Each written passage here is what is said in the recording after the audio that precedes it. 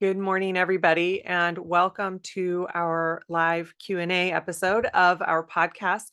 We're here, usually it's a group of anywhere from 30 to 40 people that aren't on the recording right now, but we love this live group and the questions that are brought up here.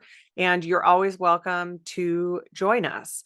We do try to get to email questions. So if you want to email in a question, you can, but sometimes we get going on so many topics that we don't quite get to them. But it is always a super fun circle that we get to have with each other and just talk about Reiki subjects for a couple hours. So today I'm here with Danny, Hi, everybody. It's good to be here. I can't wait for our conversations about Reiki today. and Colleen is actually teaching Karuna Reiki today, so she will not be joining us. So Danny and I are at the helm today. So excited. I'm just one announcement is that we do have an animal Reiki class coming up. Let's see, this is released on Monday, the 23rd. So our animal Reiki class, we have 1 and 2 on October 2nd and 3rd, and then animal Reiki master on the 4th, 5th, and 6th of October. We are starting off with a new moon on the first day of animal Reiki 1 and 2. Anytime we have those kind of astrological events happening, it always lends to the energy. So that's really wonderful. And myself, Colleen, and Sue Strong teach that class together, and we're 3 of the 4 authors. So we get to you get 3 of the authors for the price of 1 in that class. So it's always really fun because we always have such different expertise that we bring to the class. Okay. Well, like I said, this is our live Q&A. We never know where it's going. We love all the questions that everybody brings, and you're always welcome to join us, and we love to see people here. What we're first going to do is we're going to go into a guided meditation. If you haven't listened to these episodes before, that's the format. We do a guided meditation or an invocation just to bring all of ourselves here and you know, bring in the Reiki energy for the circle. I know I always do my preparations before I come into these episodes, but it's still really nice. It just brings a new level of energy when we have everybody doing it at the same time and doing it together and bringing together this circle. I know we have people come in late and people that need to leave early, and that's always okay. But there is still we kind of include that in the invocation, and it lends to the power of it as well. And then, of course, to all of you that are listening later too. So for those of you that are here or those of you that are listening, you can go ahead and get comfortable. These are never super long, but it's always nice to just be able to relax.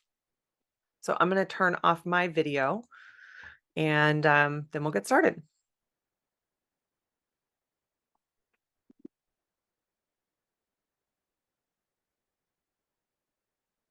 Close your eyes and take some deep breaths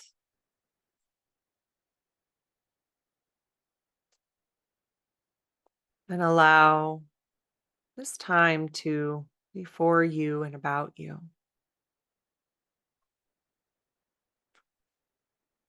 And you might be here or listening to this while you're doing other things.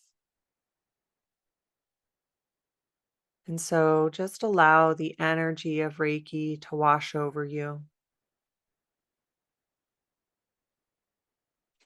empower what you're doing, empower you and your life force, and energy and vitality. And breathe.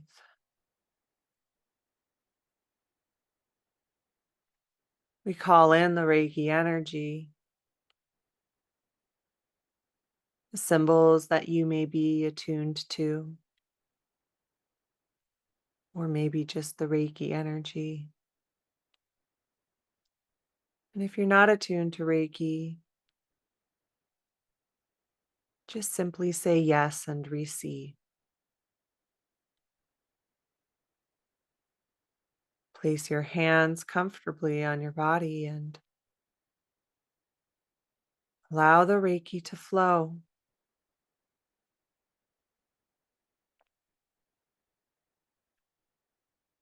the power of divine love,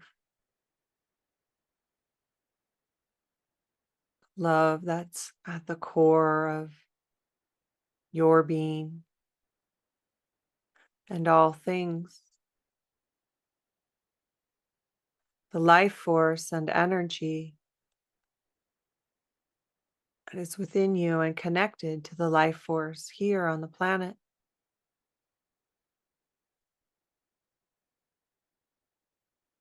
The trees and the plants and the animals, with the rivers and the mountains and the clouds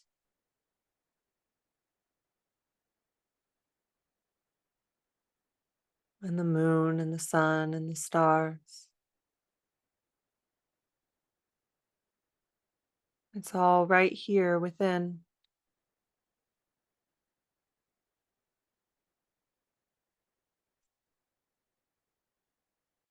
And also all around you. The beauty of self, the primordial waters of creation that run through you. The stardust that you are made of.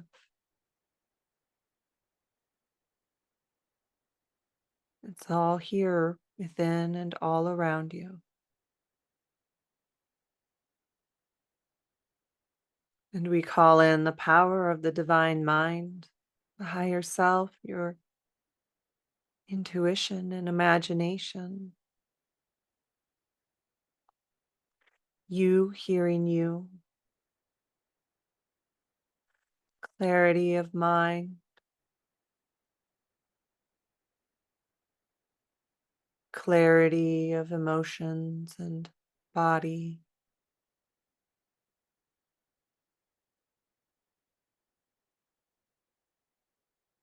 It's all right here within. And your intuition within you is remembered.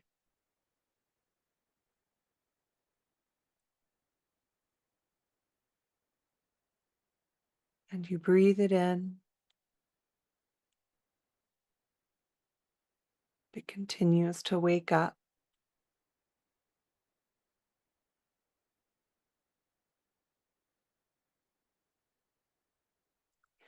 And the power of the connection to the divine, we call it in. The frequencies of the Reiki energy that help us to remember our divine spirit, the connection to the heartbeat of creation, the heartbeat of the earth, our own heartbeat.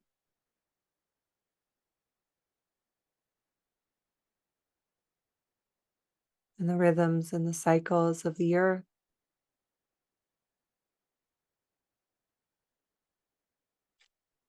the rhythm and the cycles of the universe, the connection to consciousness, to the consciousness within you, to the love, to God, to the enlightened ones, and the consciousness that's within all things. And it flows through you now and all around you now.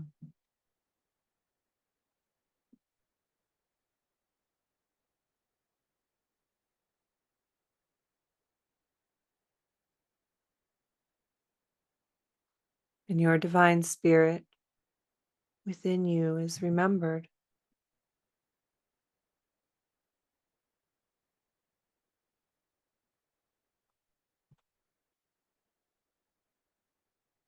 And the earth below your feet and the heavens above your head all flow up through your feet and down through the top of your head, through your earth star, through your soul star, and into each chakra.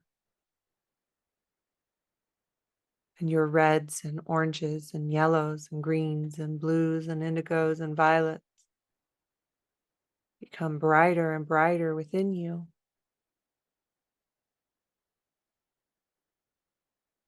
flowing through you from the bottoms of your feet to the top of your head.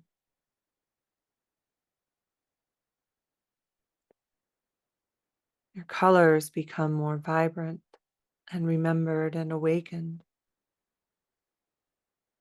The energy centers of the root and the sacral and the solar plexus, the heart and the throat and the third eye and the crown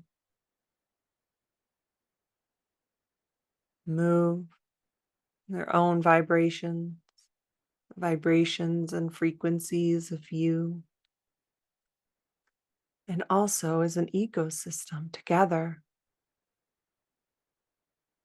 speaking to one another, loving each other in their own roles, and yet all together to make up you.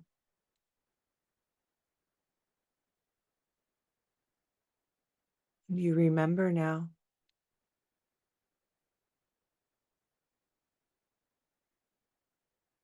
the energy, the key, the spark of life force, your God spark is all right here in the beauty of you.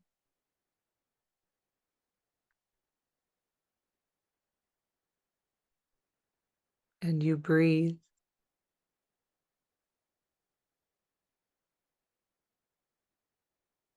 And we call in the enlightened ones. And they stand in a circle around you and they fill the space that you're in. And they fill it with light and love and support of you.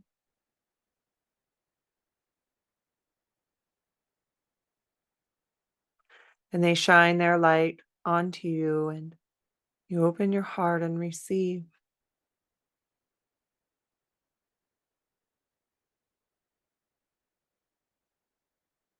Receive the love.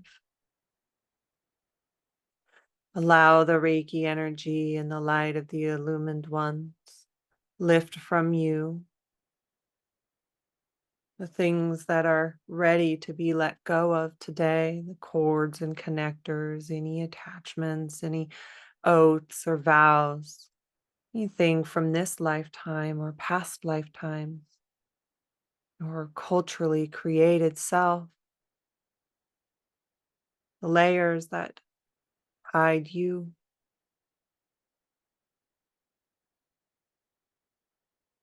They flow into the light. We're there to be lifted from you and for you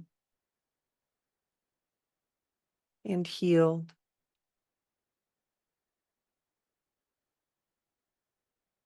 for you. The light carries them for you. Just say yes to letting them go. Reiki knows where to go and what to do.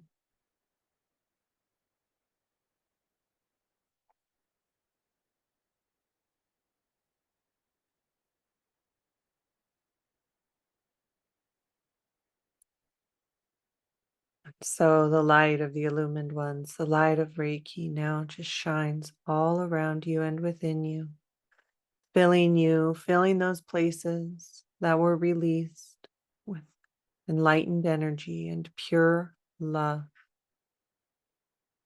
unconditional love.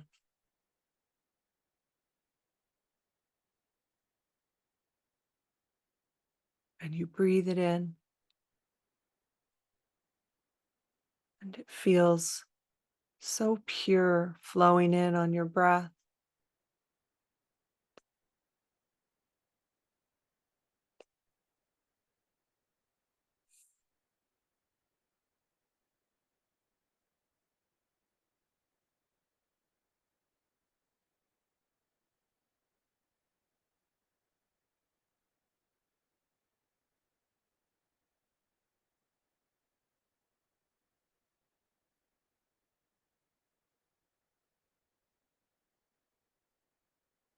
And we say thank you to these illumined ones that are here for each of us, that are here supporting the circle, We're so very grateful. And we say thank you to the Reiki energy for all that it does for our lives. We say thank you to the ancestors and the teachers that have come before us, and to the students and the descendants that will come after. We're honored to be in this lineage of light bringers, bringing the light into the world, illuminating the places and the spaces that need light within ourselves and maybe around us.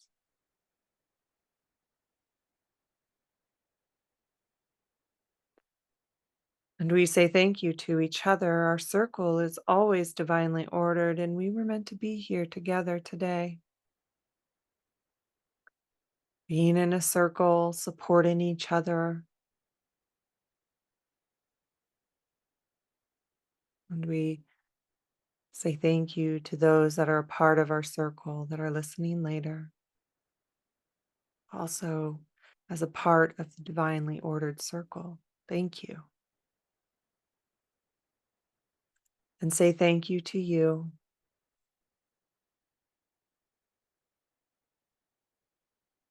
How beautiful you are, how much you care and love.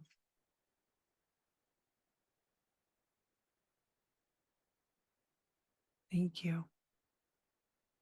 As above, so below and within.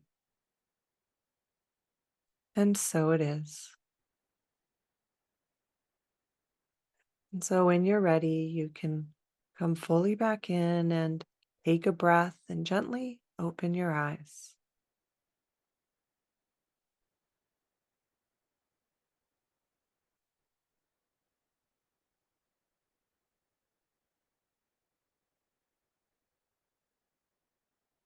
And so normally we give it a little more time for everybody to come back in, and we'll do that. We'll give it another minute or so.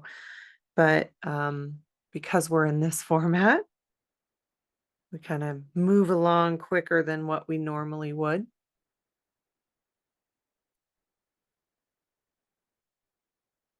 All right.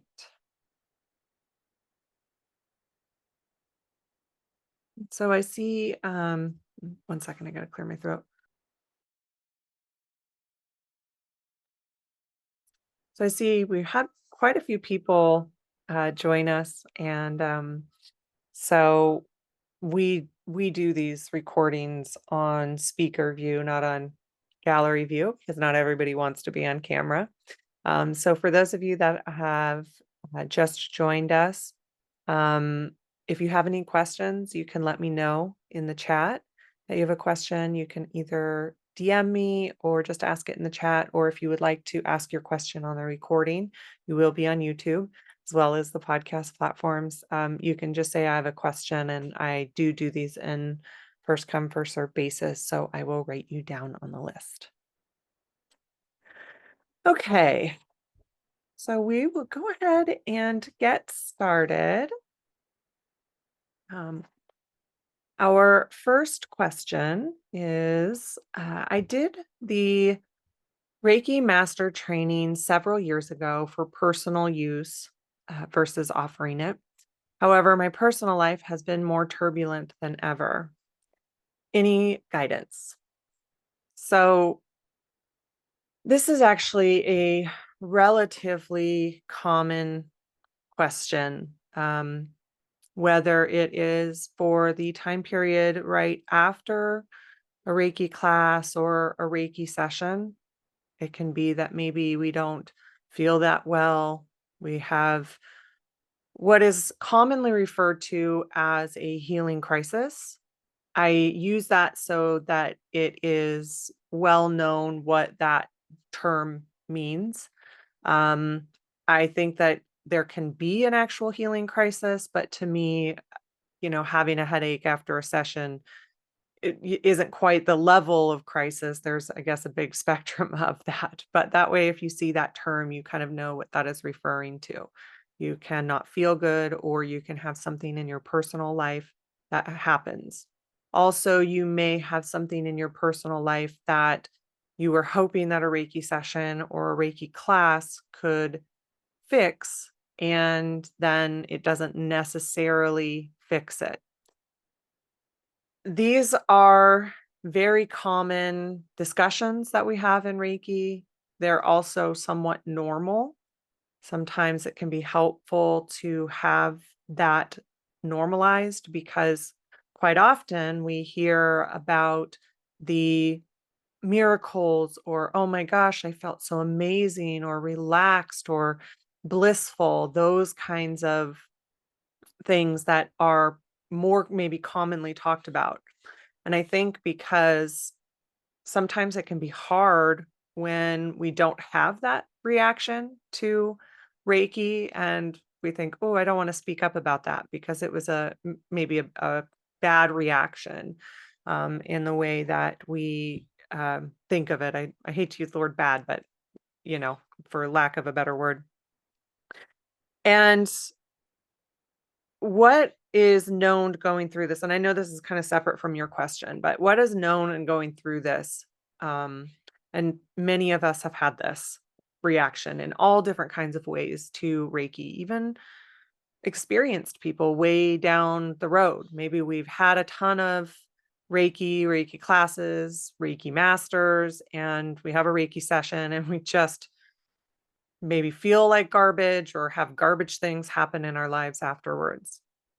But what that process is doing is it is helping to release the places that need to be released for the higher energy to come in for you.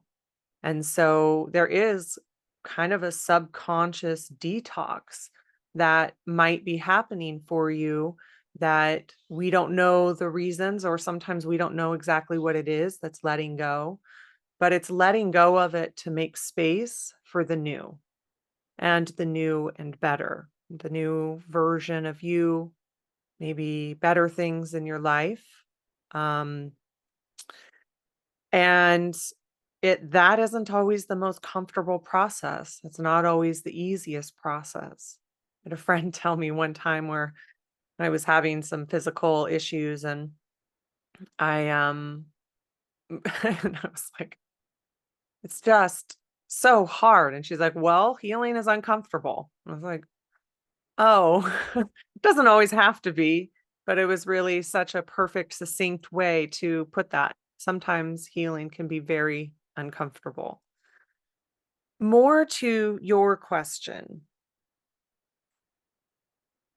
as someone who has also had very, very turbulent y- multiple years, um, starting with health problems, then moving into multiple seizures, having to recover from that.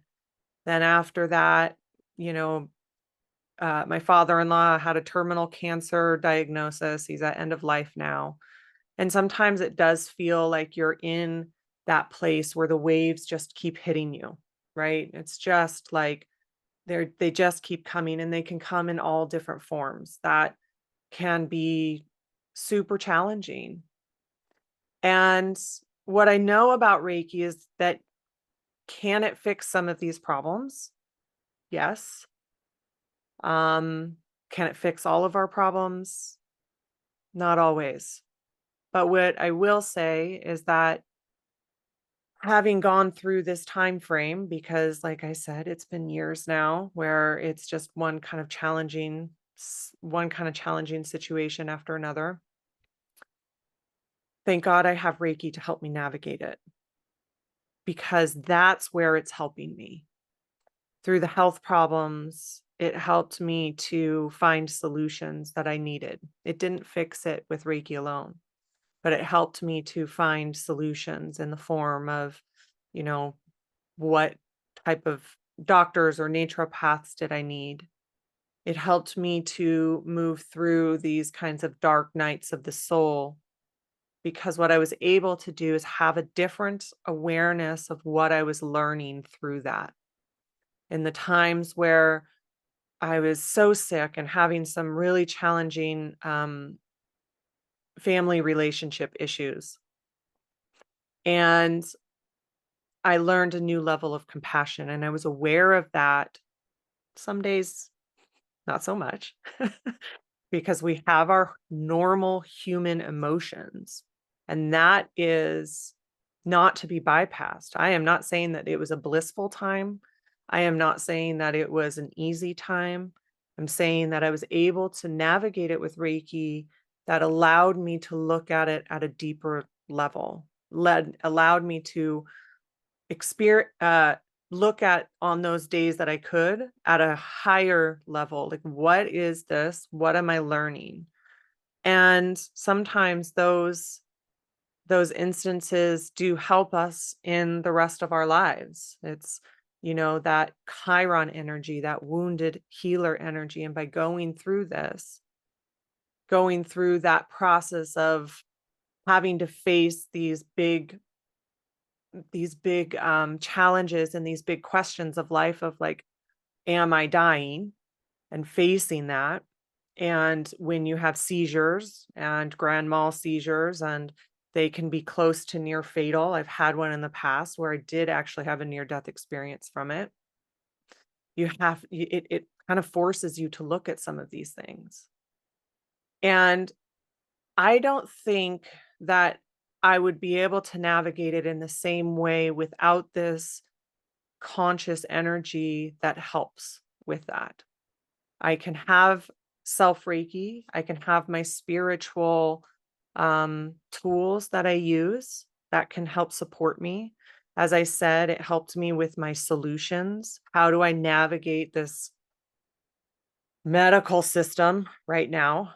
I say that because we're just all hearing it over and over. How do I navigate this challenging medical system that we have? Reiki can help me bring in solutions around that. How do I stay stable as much as I can? Not every day, but in an overarching picture. How can I stay stable for my daughter? How can I try as best as I can to navigate through these challenging relationship issues from a place of who I would hoped I would be through those time frames, which also is an example for my daughter, right? And for me, because that's who I hope I would be in my heart. And whether or not that means that I act perfect all the time, less than by a lot. As Colleen always says, I'm not enlightened yet, right? I have emotions, I might make mistakes. But in an overarching picture, I do feel like I can say I have acted in the way that I hoped I would act through all of these dynamics that are taking place.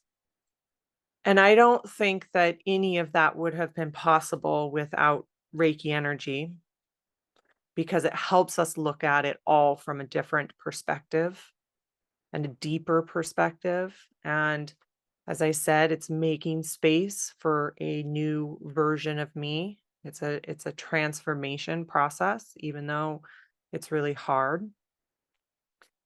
And it also comes with it community. And that's a really huge piece.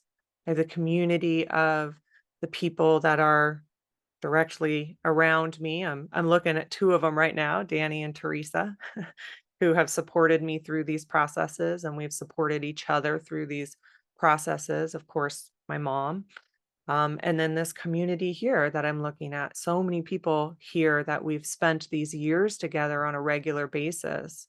And I can ask for support when I need it, or even when maybe I can't ask because it's too hard to ask, I can intend Reiki into it and I can have that support because it's an intelligent energy. I can know that it's helping me through these processes. It doesn't fix my father-in-law. That diagnosis is what it is, but it helps me navigate it. It brings stress reduction, even if it's just for the time frame that we're receiving Reiki, that little bit helps and it matters. And those are the places that I can look for with Reiki. And people find that solace through these time frames in all different ways, right? They have maybe different spiritual tools, or maybe even they are uh traditionally religious, right? Where they're going to pray or light candles for it, things like that. Maybe they're traditionally religious, and that's where they find that solace through these challenging times.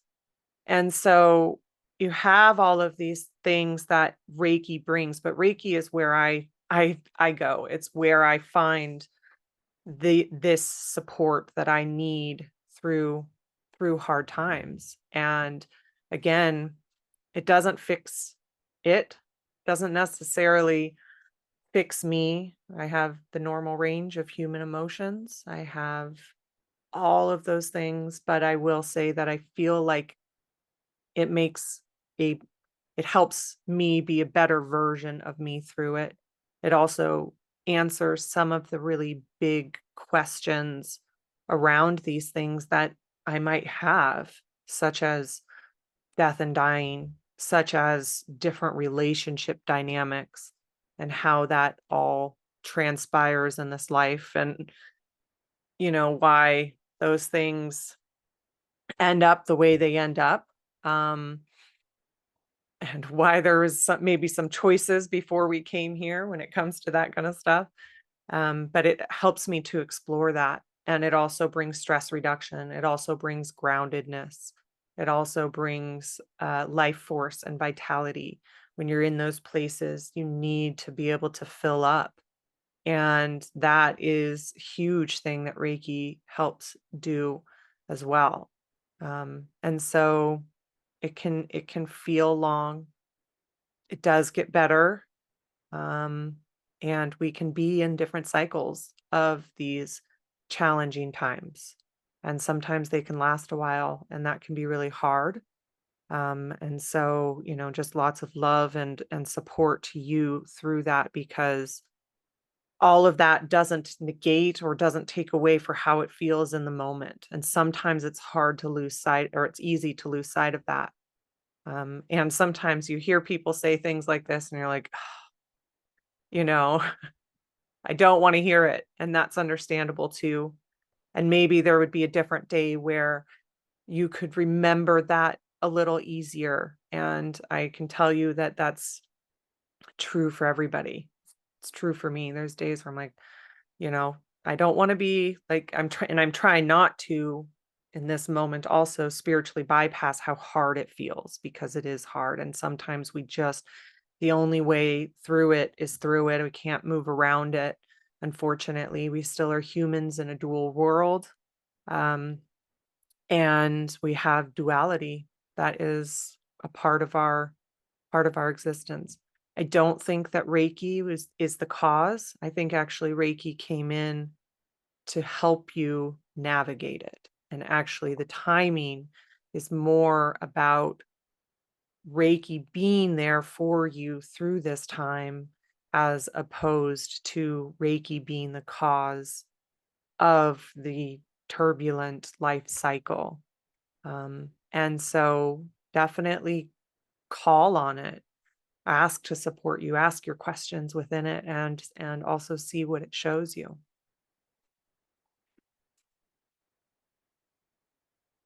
Danny, do you have anything to add? Yeah, I was thinking in our next step classes, we call that the messy middle. Yeah. Um, and it's a great time to invite Reiki, because Reiki promotes patience with ourselves, patience with others, and it also invites trust, that spiritual faith of we will get through it, whether you, like you said, with community, with sessions, having Reiki sessions, um, and just um, whatever, journaling. There's all different kinds of things you can do, but there is sometimes that reaction that you're like, "What?" Everybody, I've seen everybody having this most amazing time, and it's and they're so healed, and then you're going, "Whoa!" It just opened up a whole bottle of worms, right? It's like, Now what? And when you look back on it, it usually makes sense. And so again, we call that the messy middle, and you get right through it at some point. Yeah. Thanks, Danny, and thanks for a few tools. That's helpful. Appreciate that. Um, Meg, did you mean to have your hand raised? I know sometimes you don't. And just Yeah, a heads I have up, a hold on question. one second, Meg. Her microphone is usually a little bit louder, so which is totally fine, Meg. Don't worry about it. But I just wanted to give the people that have the AirPods in a little heads up. All right, go ahead, Meg. When you're doing, when I see the reason why I haven't been charging or doing Reiki on others is because I'm afraid I'm going to pick up like entities or bad stuff from them. And otherwise, I'm also afraid they'll get something from me. And also, I wanted to ask, like, I'm making amends and I'm sending money orders out to charities with people who died. And I'm wondering if that does anything. And I send Reiki out to those people too, as well as I pray. So I guess it's like a two-question thing. And Okay. that's it. Well, I had a couple of people that I needed to answer their questions, and then we'll go ahead and go to yours, Meg. Yeah, thanks. Good questions. All right. Okay, so the next question is, the question or the conversation that is had within Reiki about people posting on social media or in general, talking about it, even about how Usui was contacted by a demon on the mountain and how Reiki is demonic and witchcraft. And so we have this subject. I think we've even talked about it before on this Q&A. We've had it come up. I think a lot of us have experienced this from a religious context.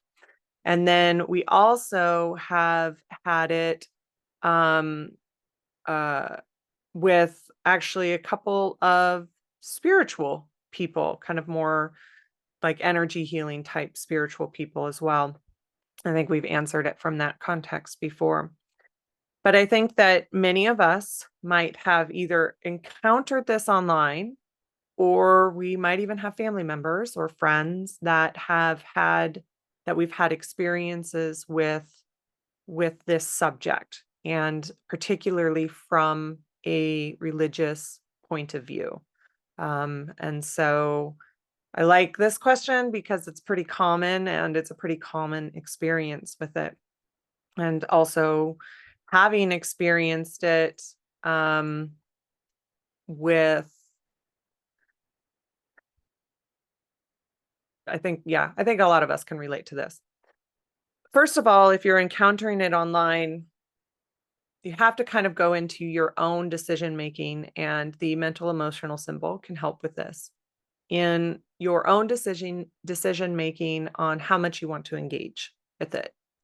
Because I totally understand, you'll read something or see something and you just know that this is so inaccurate. Um, and that, of course, it's not within your own belief system, that it's easy to be very triggered by it and go into arguments either with the people or or in your head, it living rent free in your head. And so I don't think you're alone in that context, that many of us have been in that position. I think online is one thing, and you have to decide again how much you want to engage. And what I mean by that is, do you want to argue with them in online? And they call that commonly a keyboard warrior. I think that online it's going to be pretty hard to change anybody's mind. And so I know for me, where I've decided to go with that is just to bring in Reiki for myself. We know that it's not true. That that idea that Asui had a demon and Reiki is witchcraft and demonic. At this point, having heard that almost, well, at least half of my life, because Colleen was a Reiki master when I was in my teenage years, and I grew up in a religious town, and I definitely had people praying for me, and um, definitely was on a few prayer lists, and told a lot of things about this, about going to hell and all of those kinds of things. Um, and at this point, and I will say that Holy Fire was really helpful for this. I have released a lot of that religious wounding, and I am at the point where I don't have a whole lot of attachment to the um how people feel about this and how people believe about this, especially for people that are online, because you're not going to change their mind if you don't know them. That's really kind of what it comes down to. There are resources for this topic. You can Google or search on the ICRT website, reiki.org, Reiki for Christians or Reiki for Christianity. And William Rand has put together a lot of resources, including even biblical references about Reiki. Of course, the most kind of common or famous one is laying on of the hands. But there's scripture that's even referenced, and different ways that things can be talked about or said. And it's a really rich, actually, resource on there. It's multiple pages. And so you can go and look that up. And you can always, reference that in any of these online posts that you see. Just know that you're probably going to receive a lot of comments back, and that they're not going to read it, and they're going to say, that's not accurate. This is how this scripture is interpreted, yada, yada, yada. Um, when it comes to family and friends, that's an entirely different story. And that might be the place where you do have space to enact change. Um, it's probably not going to be right away. Sometimes it depends on how open-minded the person is. And also maybe the denomination or church, individual church that they belong to. Some are going to be more open and receptive than others. Um, and so, that's another part of the equation that's in it. And this is a little bit tougher of terrain to navigate. I would say what has been most helpful in my own experience and watching different clients and students and people in the community navigate this, the thing that has enacted most change for them and then in family members is just trying as much as possible to proceed from love. To ask Reiki to come in and support you. And the person that asked this question, I know, is a highly empathic person, which I think can be really hard, because we do take it on. And of course, we're passionate about the subject. So bring in Reiki for you so that you aren't feeling kind of psychically attacked, for lack of, I don't know how else to put that, but you kind of feel that energy coming at you. And that can be really challenging if you're highly empathic. And so bring in your guides, bring in the angels, bring in, like I said, holy fire you don't have to have a holy fire for this, but if you do have holy fire, it's really helpful for this subject specifically. Bring it in and release that, because it doesn't belong to you, right? And you can feel that, and you might even take it on. Um, and so bring in your tools, your spiritual tools. So that's one of the first things that you can do. And also, if there can be past life stuff within this. So persecution can be a part of this in past lives. Many of us have that in our past lives, because that there's a lot of that in human history, especially from a religious context. So there's that aspect to it. And when it comes to family members, if they immediately reject it, you have to decide how much you're going to engage with it. And sometimes it's a long game. And the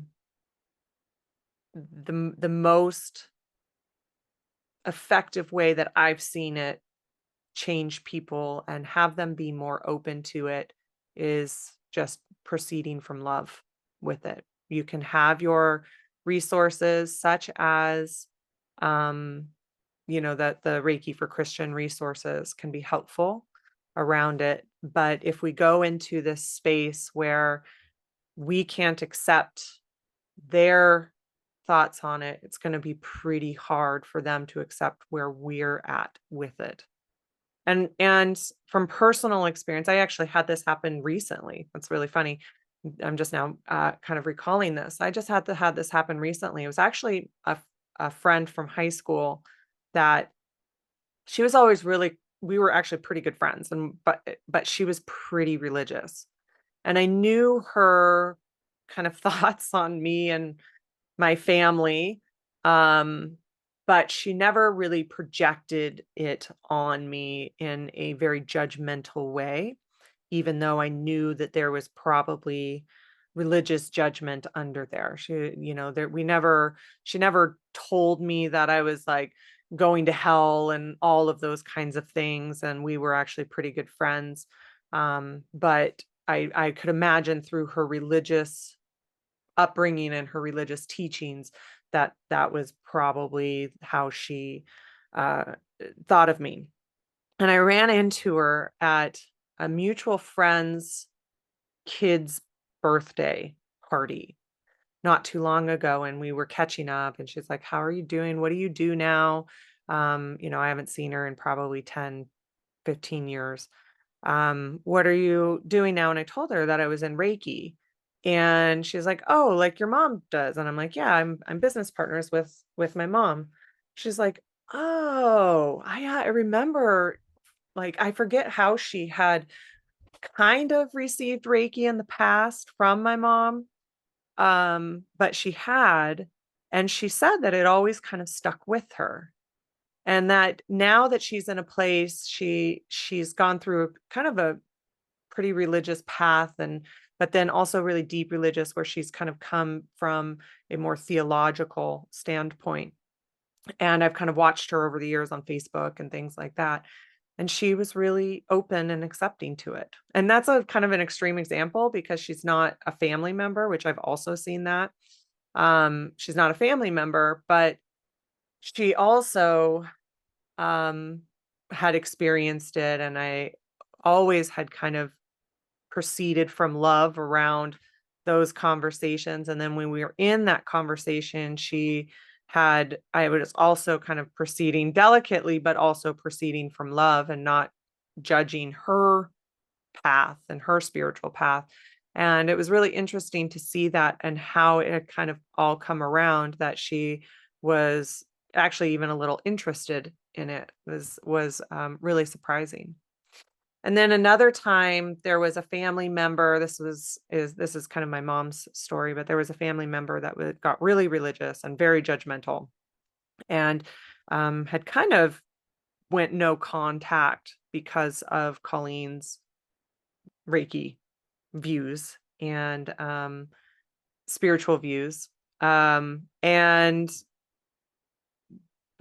actually really kind of was not very nice about it all. And it was years later, she had gone through a cancer diagnosis, and there was something that happened. I think she had, done some alternative medicine, and however that was happened, her church actually said it wasn't okay. And yeah, I think even might have deemed some heresy. And one of the things that really brought her around to this was how my mom had acted through it, and how she had acted from love, and how she just kind of was there. And when the no contact lifted, she said that that made a difference. And she watched the two reactions to her experience, from the reaction from the church and the reaction from Colleen, and was like, it was just such a different way of supporting me than my close circle did.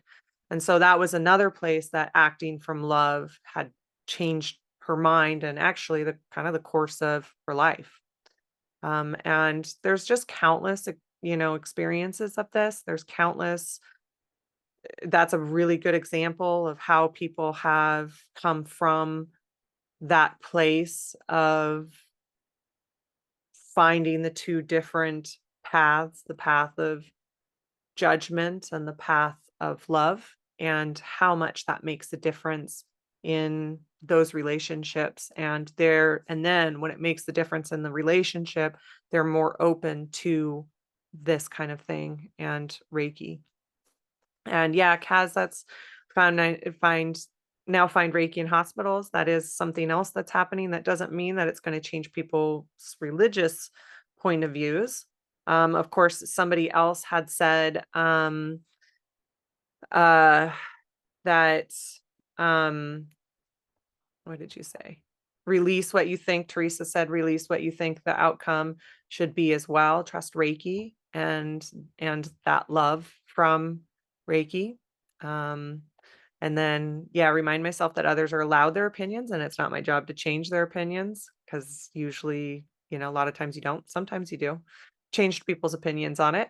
And somebody else said a lot of times it's just experiencing it. So if you can get somebody to experience it, that will change their opinions and their minds too. And Meg, I agree with you that she had put, I always understand people who say it's from the devil, and I just go on with my life. And that's where I'm at this point. I'm like, all right, you're probably not my people. And also I wish you well. And it's fine. I don't have a huge attachment to it any longer. All right. Anything else, Danny? Yeah, I love all that. And also for me, it's like actions speak louder than words.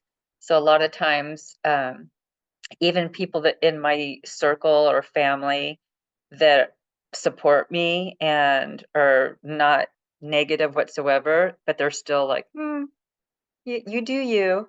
But then when they see how happy I am and my business and my friends and my friendship and my life, they're like, oh, maybe there's something that, so now I have people like, okay, my cat's not doing well, can you come over? Or can you just send Reiki? I don't know what that means. And so I think just letting it be and just being that person or that energy where people can see how it's working. Yeah, so true. And that's what you get. Even me through college, when I kind of veered away from it, it wasn't from a judgmental standpoint, but I kind of went into a path of being agnostic and things like that, and needing to find my own path. And I would still call Colleen and be like, hey, can you send Reiki to this final? Things like that. So yeah, I agree, Danny. And especially for the animals, that is definitely a common one. Yeah. And somebody else put in the chat, my father is a cradle Roman Catholic, but allowed me to practice Reiki on him the other day. Yeah. It's definitely one of those things that sometimes it's the long game, but it does happen. So proceed from love is my best, what I've seen the most effective over the years. So, okay. So this next question is, I'm starting a Reiki volunteer program in the cancer centers and will be offering Reiki level 1 classes to staff and patients. My question is, for patients or caregivers, what does your abbreviated training look like? Often patients will not be well enough to sit through a 9-hour certification class. So, Danny, I wanted to open this up to you because you have a lot of experience volunteering Reiki in cancer clinics. Yeah, and every place is different, so I'll just tell you my experience. I live in Eugene, Oregon, and the way I I had to be a volunteer is I had to go through a community college program of how to be with people in that kind of place, you know, like cancer clinic infusion rooms and stuff like that. What to say, what not to say, how to be, how to dress. And so I had to do that for like a long time. Like it seemed like it took months and months. Anyway, so I did that, completed that, and um, it is very important to get together with the volunteer coordinator at any place. That's going to be your ally, because there's people are so busy and they have so much going on. And so the volunteer coordinator has been great, like listening. And so I would do that, talk to them and tell them your plan. Colleen has a really great article on her website called Introducing Reiki to Medical Personnel. So it kind of gives you tips and tricks on how to, or techniques on how to bring Reiki into a medical setting. And again, keeping it very simple. So like I had a little boundaries where I volunteered. So we did not discuss what Reiki was, except for it's a healing technique. And that's all I had to say. I would walk into an infusion room and there would be 15 people there.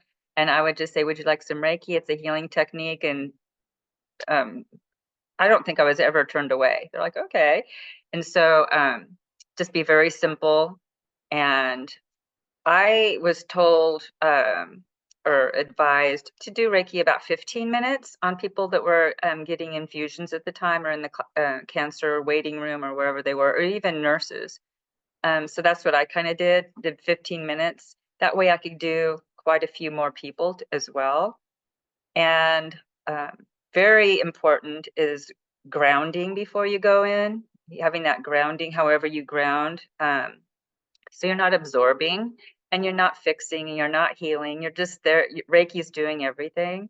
So, and then in between each person to really to clear. And so how I did it, of course, I'm not going to do my dry bathing in front of everybody. So I would just go to the sink and do it there and just in between each person, because it's a lot. It's a lot of energy in places like that.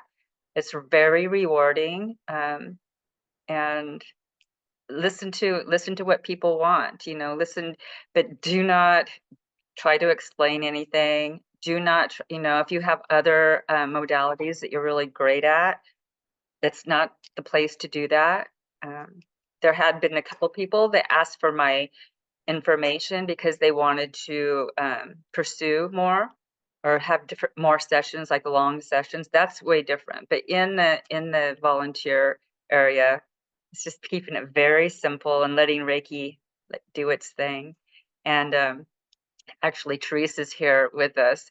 And so each year before COVID, each year when it was Nurse Appreciation Week, we would go in and volunteer. We would set up a table or tables and do Reiki on the nurses and the staff. And so they would understand what Reiki was, what it felt like. And it would be like, maybe, I don't know, it was very short time, like maybe 10 minutes a person. And so then later when we would go in and volunteer, the nurses would be an ally and they'd be, you know, can you come over here? I'm trying to get this IV in, it won't go in. And so it was really, that's a really another great thing to do, is just introduce Reiki to the nurses if they're interested.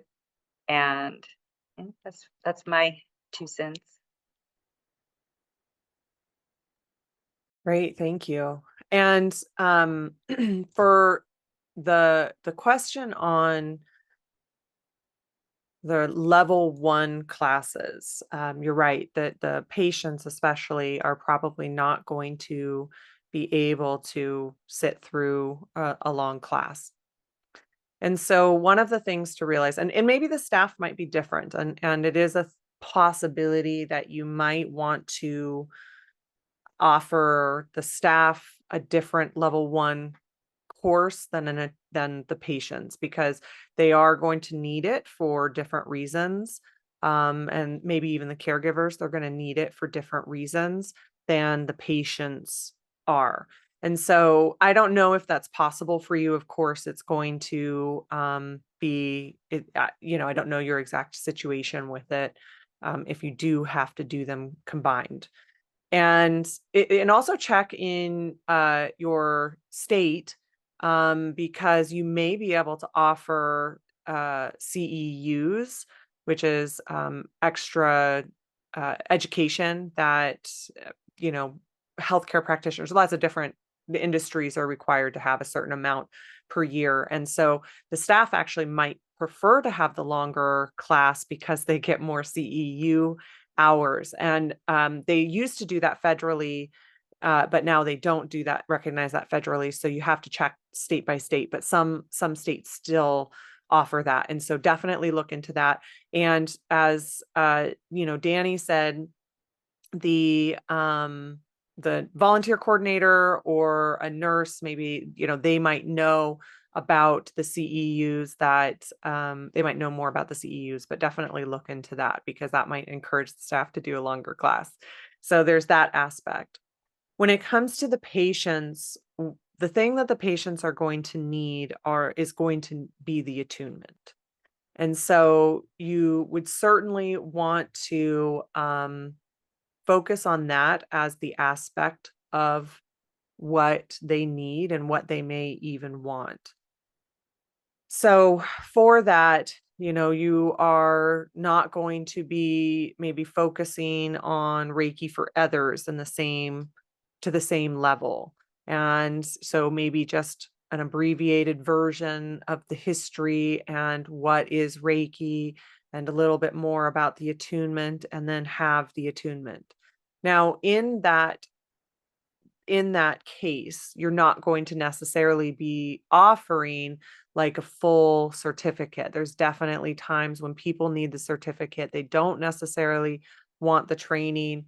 You would definitely have to check with the medical facility that you are working with to see if something like that is okay. They might have different requirements and parameters on what you're offering within the clinic. So you would want to check with them, but the practitioner or the patients may just want the attunement. And so that's going to be kind of a different set of requirements, different levels of information that they're going to need, and they may just need the attunement. When it comes to the caregivers and the staff, now the caregivers may want to be with that kind of staff group where they can sit through a little bit of a longer course for it. And then, of course, you're going to want to have hand positions for others, things like that. You would want to have, of course, the history and a little bit of the history. You could do some abbreviated versions of that, and the attunements, of course. But there are probably some things, if you look through the outline, you can go through and really look to see like, okay, this is maybe what I need, what I don't need, some of those, and you can make some edits. And especially if you're going to be doing multiple classes around this, then you can, of course, learn over time what works and what doesn't work. That's going to be a natural part of the process. Not everybody teaches a level 1 in a 9-hour course, too. That's the other thing to know, is that some people do teach shorter courses for level 1. The other thing that you could potentially do is break it up. So let's say you do 3 hours, a 3-hour a night, over 3 weeks, for example. And like I said, it could be shorter than the 9 hours. It's just an easier way to describe it. So that's another aspect, is break it up, and how and what works for you. For patients, they may not even have the 3 hours. They may only have an hour. And so you could break it up into a multi-week experience for them too. I know to receive like the certification through the ICRT, they do have a required amount of hours that like you need to teach it. But to receive like the certificate, the official certificate, but I can't remember that off of the top of my head. I don't know if anybody here wants to put that into the chat if you remember it. So there's that it's not necessarily required that you teach that in a certain length of time. So those are just a few things. I will also say that I'm going to see if I can also kind of look that up at the same time. I will also say that there are other resources out there as well for these subjects. So the Center for Reiki Research, I do remember when I attended their summit that they had several different nurses on there that introduce it into hospitals, and they have programs with the nursing staff, with the actual and teaching Reiki, and them giving Reiki. And so there's I don't know off the top of my head if the Center for Reiki Research has that on their website, because they are more focused on the different studies that come out, but they definitely talked about that in their summit.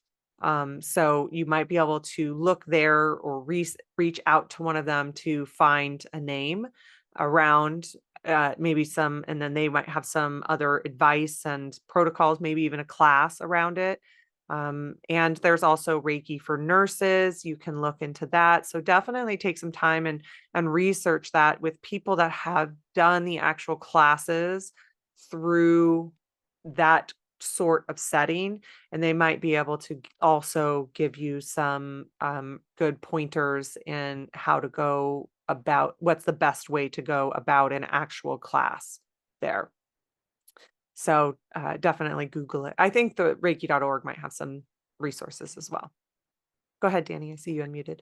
Yeah, you just reminded me of a time that when I was volunteering, I came up to a couple, and a woman was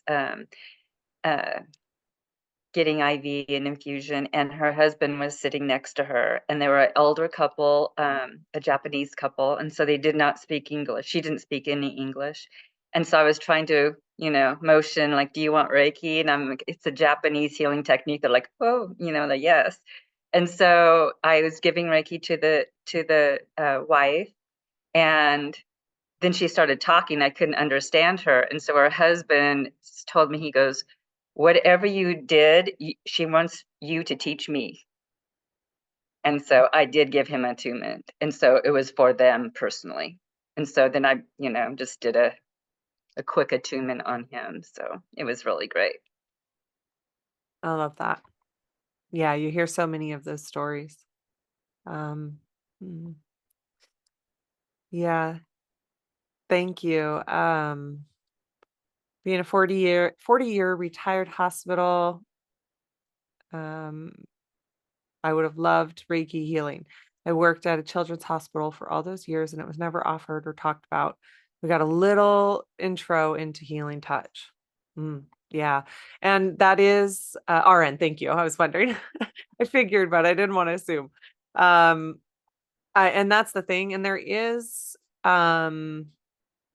research on that and that's some of the research that has the most, kind of prolific researches on the aspects of Reiki versus no Reiki versus sham Reiki, to, also take into account that idea that there is touch therapy too. And even though touch therapy was better than none of them, because they were sham Reikis when they're kind of going through the same motions, but not actually, they're not Reiki practitioners at all. They're not attuned to Reiki at all. And there was slight improvement with that, but not as much improvement in the Reiki group. So, and that is all on Center for Reiki Research as well. You can go and find out those studies with it. All right. Well, so Meg, I think we are to your question. Let's see. Are you still here? There you are. Do you want to go ahead and just re-ask it? I want to make sure I wrote it down, but I want to make sure I'm getting it accurate. First of all, I want to know, I'll talk slower or tone down. First of all, I haven't really been in the Reiki business because I'm afraid I'll get other people's bad vibes, and they'll give it, and I'll get their bad vibes or entities, or they might get my bad vibes. And the second is I've been doing amends to dead people that I owe money to, and I've been putting money orders in their name and giving it to charity and sending them Reiki. And I don't even know if any of this does work or not. That's all I got. Yeah. Thank you, May. Great questions. And to your first question of, you know, giving and receiving bad vibes, for example. One thing to know around that is that recognition again of as I kind of said earlier, of the idea of being highly empathic and picking up on other people's stress. Um, you know, you had also said entities that's slightly different than that empathic part, although they can also go hand in hand with it. So there is that of understanding that when you're empathic, it can be easier for you to pick up or absorb or feel the feelings of other people. And so if they're in a bad mood, maybe all of a sudden out of nowhere are in a bad mood, or you feel that anger or frustration or anything like that within their energy. And so there's this understanding of noticing if you are empathic or not. And being empathic is a spectrum. So there's people that are highly empathic and there's people that are slightly empathic. And then of course there's people that we know have no empathy, right? Um and so that's one thing to understand. Like I know there's people in this circle here that are highly empathic and they pick up on everything and highly sensitive in those ways. And they really have to use a lot of tools around that to help them to not pick up on the energies that, whether it's in a session or not, just the energies that are around them. And then I think you have some people that are maybe more like me that are in the middle, and I am empathic, however, not so much to that level because of the sessions and the conversations that we've had over time to understand like how empathic people can be. And so there's that understanding and just recognizing, maybe where you are at on that spectrum with being empathic. And so there's a lot of tools that you can use to help you with your empathy and picking up on other people's emotions. And this is a little separate than the entities question. I'll get to that too. And so it's a practice, right? And you get better at it over time. Tools that you can use, of course, is Reiki energy. It helps as a filter. You can ask for it to do that. Some people also use shielding techniques. Meg, you had kind of put in the chat earlier about the mirroring techniques. I would say having Reiki there, maybe instead of it's whatever works for all of us. So I don't want to say anything is better than anything else, or, not effective or anything else. But I would say, instead of a mirror so that it doesn't necessarily bounce back to them, uh, to have more of the Reiki absorb it so that the Reiki can take it for them and from them so that it can, when their emotions go into Reiki, it helps to lift it into the light rather than being bounced back to them. And so that would be one of the first things I would say with that specific technique. And so there's so many different things that you can do. Clearing before and after a session is always really helpful. And, putting up, that's why we do so many preparations. That's why we can do invocations. Preparations don't have to look like an invocation. They can be a gasho meditation, which is, it's a little higher than normal because you can't see it if it's down at my heart. But, your two hands coming together at your heart, activating Reiki, Reiki Ho is another form of a preparation. Drawing the symbols in your hands is another form of preparation. On the 4 walls is another, the ceiling, the floor, the middle of the room. You can do the symbols on, or just, beaming on your chakras. I'll kind of always put up that Reiki filter around me is another thing that you can do. And that's a thing that is super helpful. Yeah, Andre just put in the chat that you can use a Reiki bubble. And that's kind of how I think of this kind of filter around me. I think of it as a Reiki bubble. And that helps to kind of just have that Reiki around me. But then also, instead of it just being necessarily like blocked, it goes into the light of Reiki. Their stuff goes into the light of Reiki and is actually that can help lift that from them and for them. Not that that's necessarily your responsibility to do, but Reiki naturally does that. So it's something that can help with that. Also, if you have any guides, that can be super helpful. Angels, if you call in any angels and the archangels and ask them to help you in this work and ask them to maybe even show you what tools work for you. But that's why we say the enlightened ones or the angels are standing in the room. They're helping to create that space of light around you for your space to be sovereign, for you to be in your own light without absorbing anything from anybody else. And then also clearing afterwards. So that's another thing that you can do. You can also clear the oh my gosh, the client before they come, like when they come in for a session. So in shamanic sessions, when you go in person, it's pretty common to be saged right when you walk in the door. Like they're going to sage all over, or some sort of smoke clearing, however that looks for them. You're welcome to do that. You can also kind of use a Reiki technique and just do that clearing over them as well. And so that's another option that you can do. And then afterwards for clearing, we have Kanyoku, which is the dry bathing. That's a good way to clear. That's the one where you're swiping from your shoulder to your hip and your arms, and you're sending that energy into the light of Reiki. So you're clearing yourself afterwards. You can send it into the earth.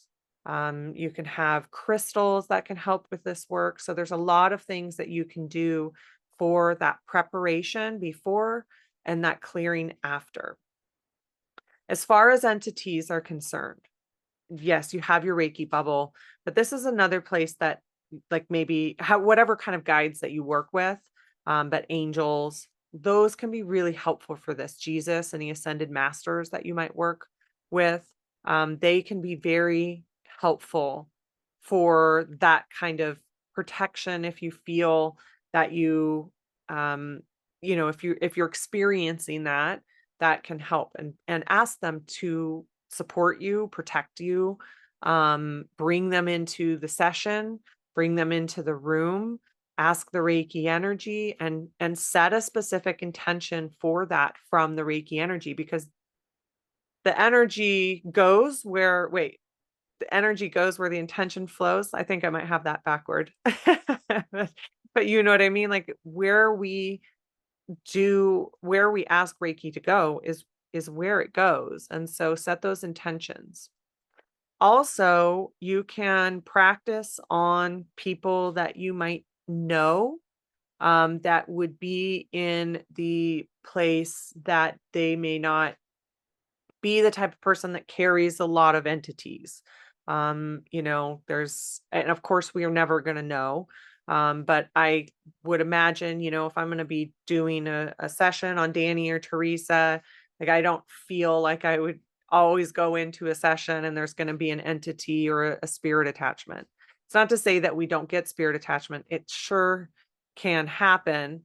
But kind of, I know them well, I trust their energy, so that might be another thing that you can do, is that you can practice on people um, that are like that, and get and kind of start to learn about it.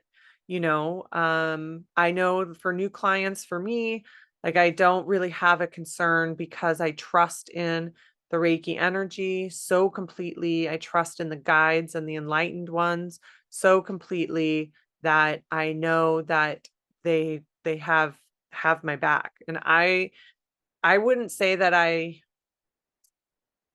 it's not that it's never happened for people. People certainly have had the experience where maybe a spirit attachment went from, one person to the next. But um, as far as for all the clients that I've done, I haven't picked up on a spirit attachment from a client.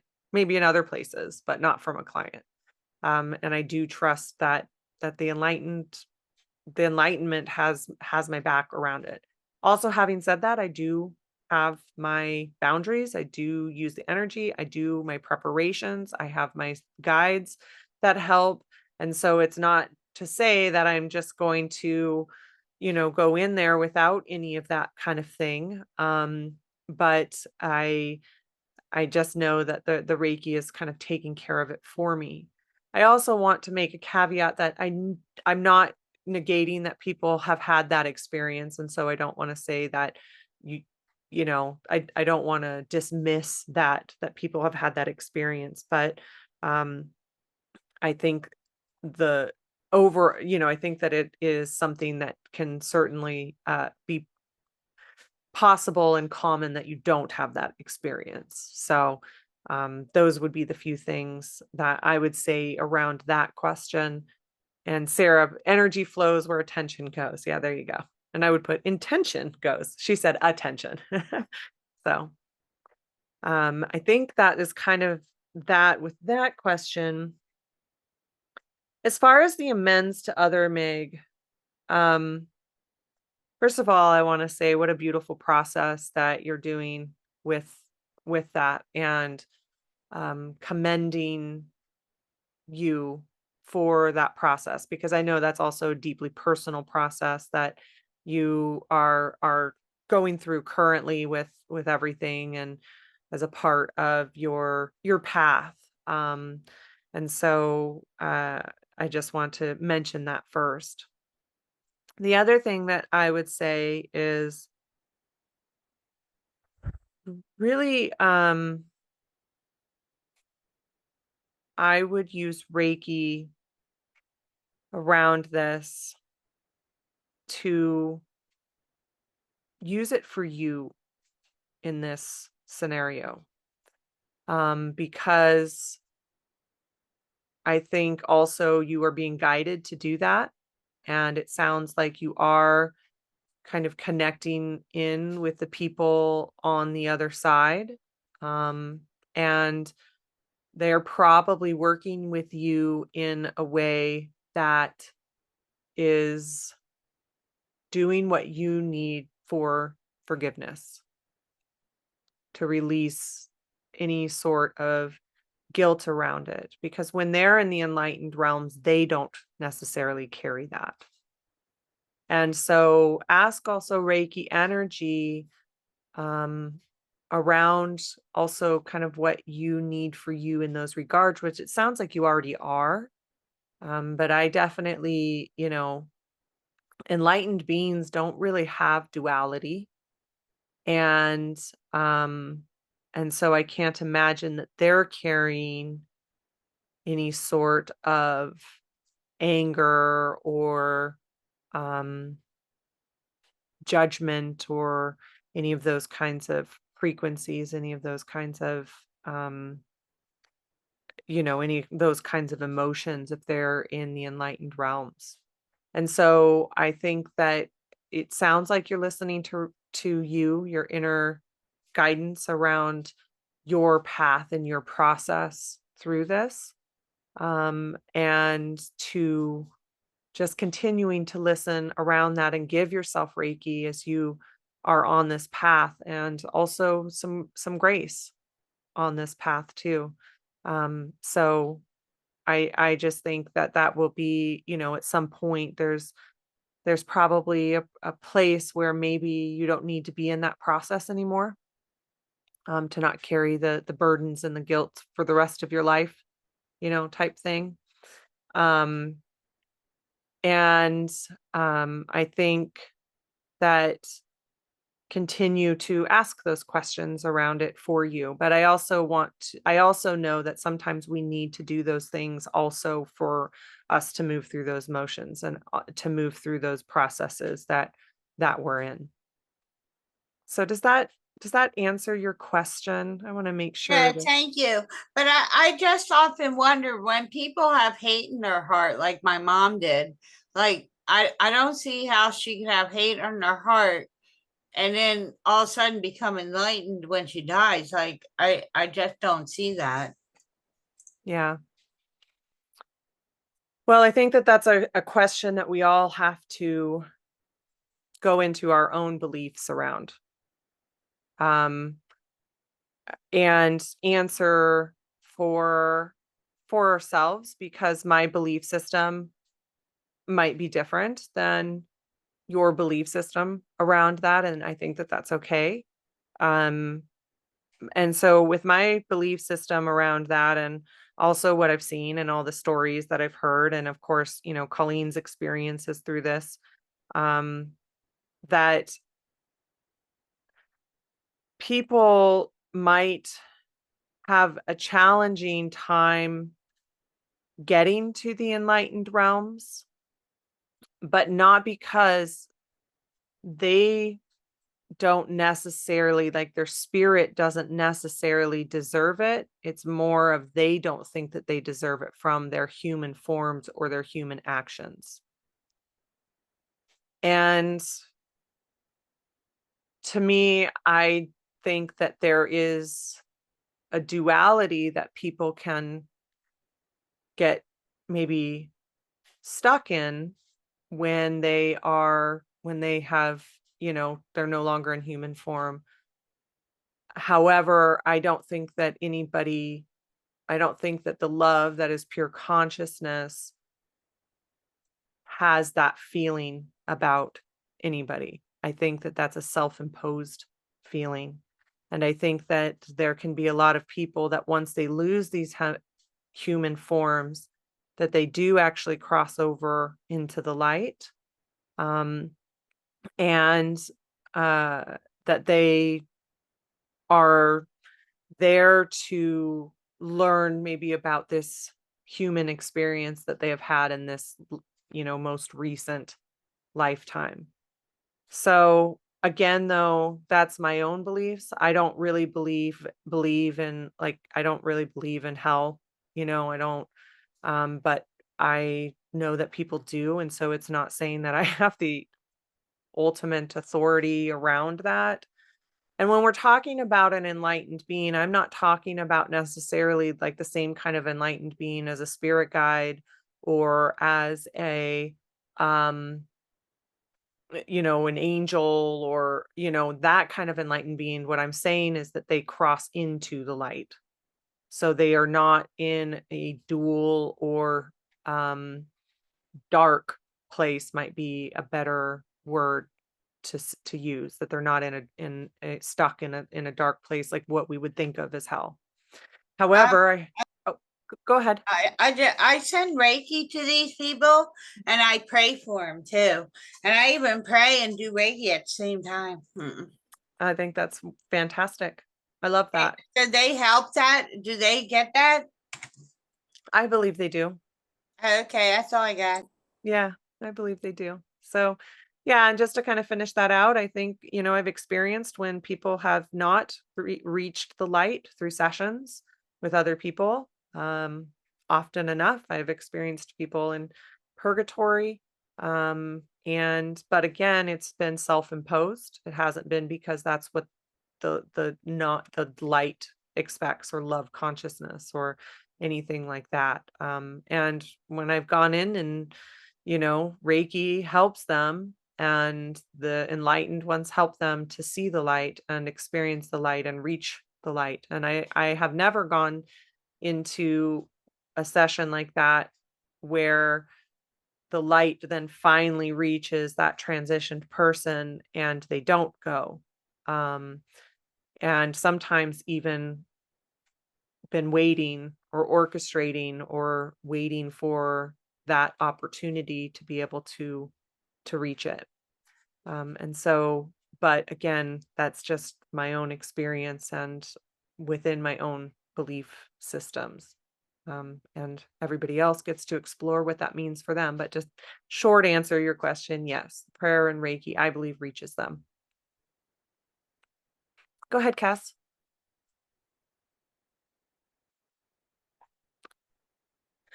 I'm trying to get that unmute thing. Robyn, do you remember? Oh, it was this year in our class, and I had asked Colleen. I says, I have a bone to pick with this one. You remember it, right? So you know what she said? She says they may not remember. So I heard. I had to go in the other room. So I remember you saying something to Meg about people who are crossed over and the forgiveness and something. Oh, what I was saying is that there's also a path of self-forgiveness because there was asking about that kind of the giving to charity in their name, for any money that was owed or things like that. And That's so so wonderful. yeah, and so I think, that seems like that's a part of Meg's path. And then also just to ask Reiki to, really come in and help support her on that. And also if there's somewhere that there is, self-forgiveness that can be helpful, but that people who are in the light don't have those dual emotions. And so it's not like they don't forgive us once they're in the light. What is that dual thing? The light and shadow. No, I mean the dual in us. We all have duality. We live on a dual planet, right? We have Yeah, what night does that and mean? day. Well, we have night and day, right? We have love and we have hate. We have Oh, okay. joy and we have sadness. And so there's duality here on the planet. But when you are in the enlightened realms, there isn't duality. They don't have the lower frequencies of, emotions, or I don't know what else word to use. Yeah, I want to go there. You probably are, Kaz. But not yet. But can I just say something to Meg? Meg, I'm so proud of you with all the shares you've been with, the progress. It's like, whoa, she said that. Meg, I'm so proud to be your friend. I love you. Hugs and kisses, kiddo. Thank you. I love you all too. Yay! Reiki. Yay! Yay. Oh, And that's a good Wednesday, hump day. Yeah. thank you, Kaz. Oh, thank you. That was really beautiful and agreed. All proud of you, Meg. That's what Teresa said too. And Meg is a part of our Tuesday shares too. And so we've definitely been in each other's circles for quite a few years now. And just watched Meg's path with Reiki unfold, and it's been really beautiful. So, all right. Well, I think, I want to go ahead and ask this question real quick too. And because it's kind of kind of like the nursing question. I should have asked it at the same time, but it's how do I incorporate Reiki into my psychotherapy practice and clients using insurance? So this might be another place where you just want to research, because honestly, I don't really know a lot about that. I do know people that have combined the two modalities. And so certainly research it. That was another one that they did Center for Reiki Research. I think that they had, somebody that was also in therapy. And we know, like I know, and Colleen knows, are part of the circle, lots of therapists that combine the two in their practice. So I wouldn't know the logistical things about insurance. Karen Harrison, who is a licensed Reiki master teacher, friend, colleague, she's one of the co-directors of I don't know, whatever Colleen's title is, the ICRT LRMT program. I can't keep track of them all. She's some co-director with Colleen. Anyways, Licensing. yeah, licensing. There you go. Thanks, Kaz. She is a licensed therapist, and so I'm sure you could actually even reach out to her. She might have some resources on her website that you could um go and see, and how maybe she does that with her practice, because I just don't know about the ins and outs of insurance with it all.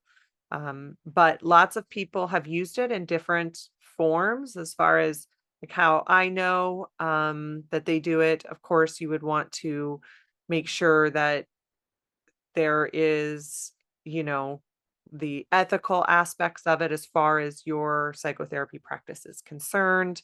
And, because I know sometimes that you're able to use one and not the other, and vice versa. So just staying within the scope of your practice and the different ways, and each state also is going to be different about that. And so looking into some of those kind of rules and regulations around it. Some states require that you have like a massage license for any sort of touch. And so you might have some of those, depending on where you live, some of those things to have considerations around. So it's definitely one of those things that you would want to research. And I just wanted to give Karen's name as a part of that as well, because she has, kept her license all of these years, and so she might be a good resource to reach out to. She's on Facebook. Her website, I don't know if her website's Karen Harrison, but her business is also called Whole Life Center. And so she's also on Facebook. You might even be able to send her a DM. Also, she has a podcast, and I think she takes questions on her podcast. Kaz, do you know if that's true? Does she do like a live Q&A like this? You don't know? Excuse me. I haven't been. I've been delinquent with her. I love her. Yeah, she's great.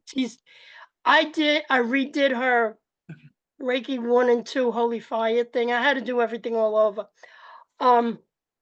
She's got this wealth of information, like you and Colleen, and you could just text her if you got I think that's the spelling, KarenHarrison.net.